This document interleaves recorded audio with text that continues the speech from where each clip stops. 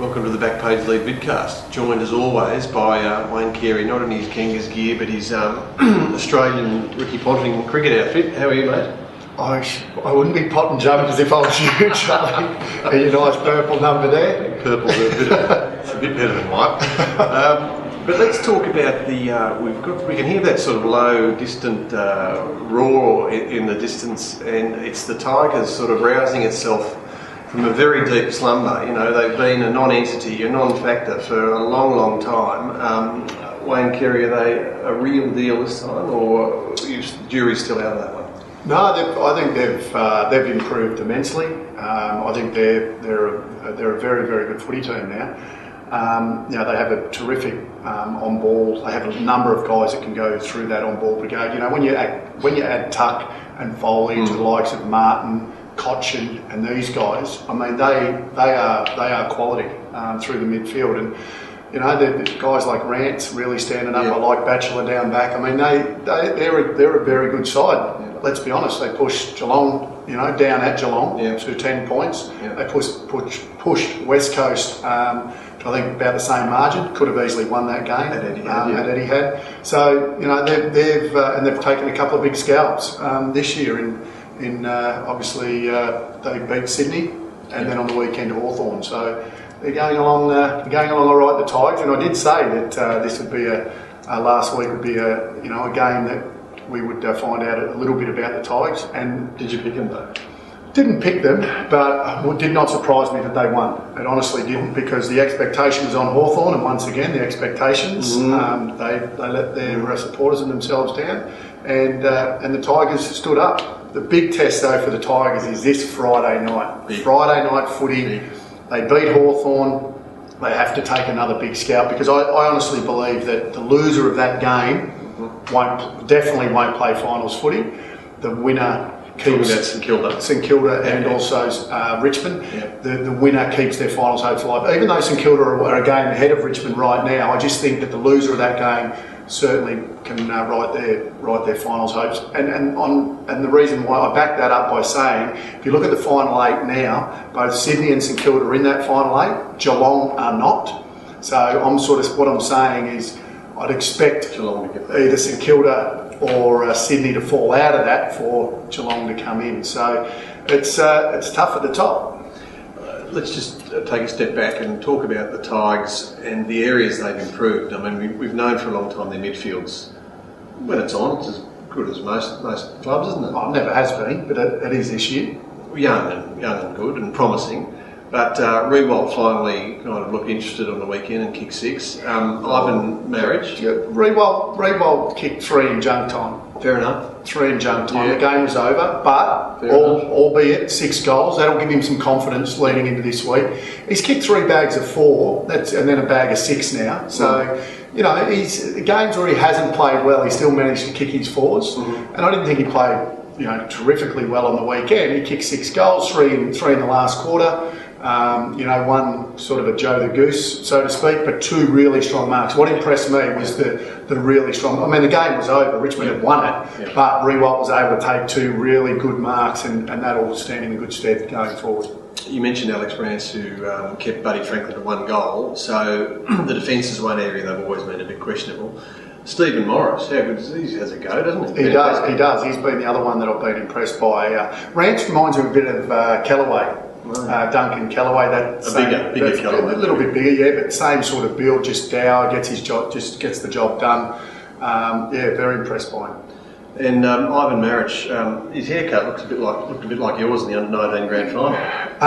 He's you know what? He's just a competitor, and he's a very, very good marker of the footy. I mean, you know, dropping back into that hole, taking marks in defence, but then going forward and being able to take big marks.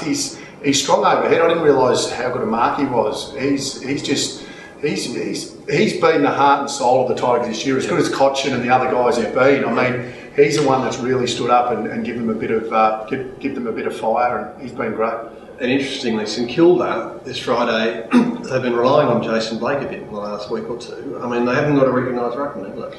No, I know, but you know, they've got Cozzy and also Blake that'll probably do the job again this week. You know, and Marrick isn't isn't a big guy either. So, Blake's been terrific. He's filled holes for St Kilda for a number of years now, and he played a really good game on the weekend. So that'll be a battle worth watching. I mean, there's St Kilda have also surprised, I think, in terms of how a lot of people thought they would slide. They're hanging in there. They're showing that still at the top end they've got some very good players. St Kilda have not lost to Richmond since April 2003, so it's getting on for a decade, that winning record. Can I press you on a tip? Can the Tigers break that streak this week? The other thing is the Tigers don't play, or haven't in recent times played Etihad all that well, although I saw them against West Coast, and they were very good against West Coast. So on the back of that, and on the back of the spirit that they're showing, I think they're every chance to win. I might at this early stage of the week, I might tip the Tigers in an upset. I think they're travelling that well. You've left yourself a bit of an out there, though. Yeah, because it's early in the week. Let's talk about a few other teams that sort of turned in notable performances last weekend. One for me that surprised, I suppose, is Freo kicking 5 goals 6 against West Coast in the Derby. I think they're averaging 75 points for each match this year, which is the 4th lowest in the competition. Ross Lyon, is he always going to coach low-scoring teams, or can he only cut the cloth according to the talent he's got available on the park? Oh, look, I think Dennis Pagan has made the comment, good teams make good coaches. And look, I think Ross Lyon did with St Kilda was very good. They had some very good players, mind you, but what he brought to that club was sensational. 3 grand finals. And look, I wouldn't be too critical of Ross Lyon. I think that maybe they're just running a little bit thin through the middle of the ground, and that's showing. And that's showing up right now. Their first half was good. I mean, people, I'm sure Freo supporters wouldn't have been complaining at half time there was only 20 apiece. But what happened was West Coast were just able to break the game apart after that. And really, Freo just couldn't get their hands on the footy. And I think they only went inside 50 in the second half 4 times or something. Something ridiculous like that, which is just unheard of. So they got comprehensively beaten in the second half.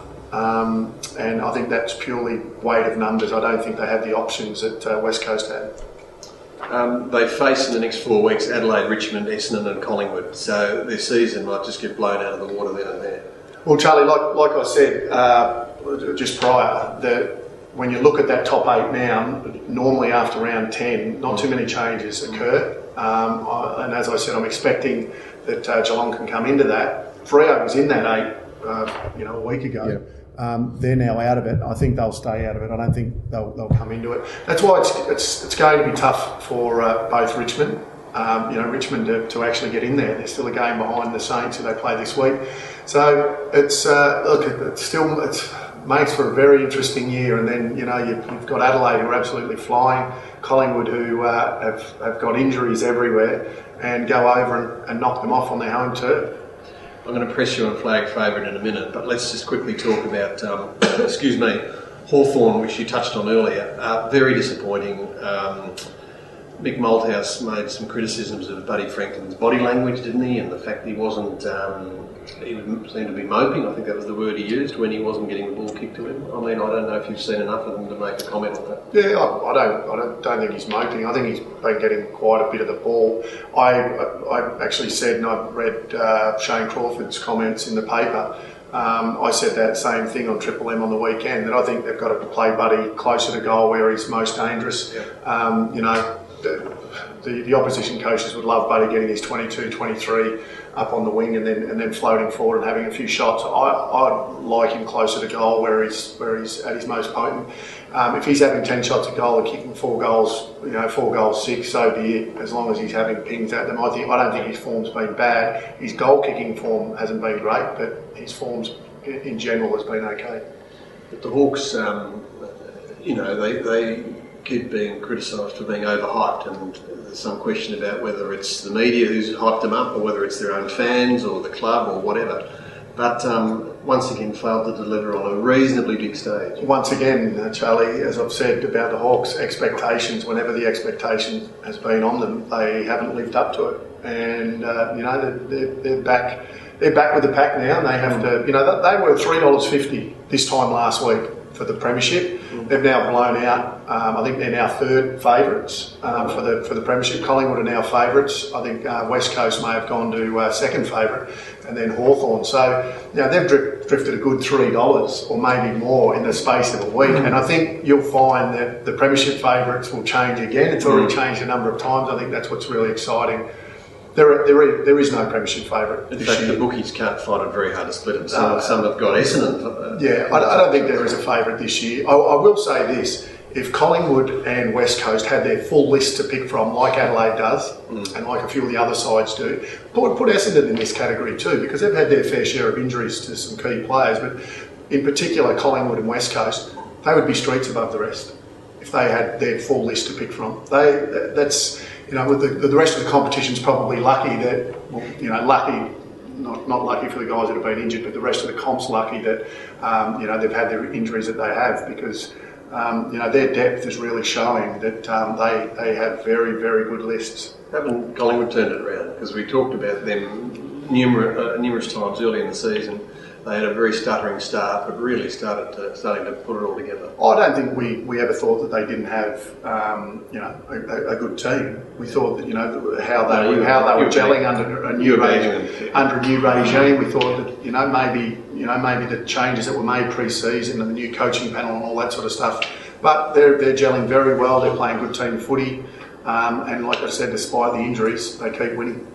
Okay, last one. After 9 rounds, we've talked about Essendon, West Coast, Collingwood, Hawthorn.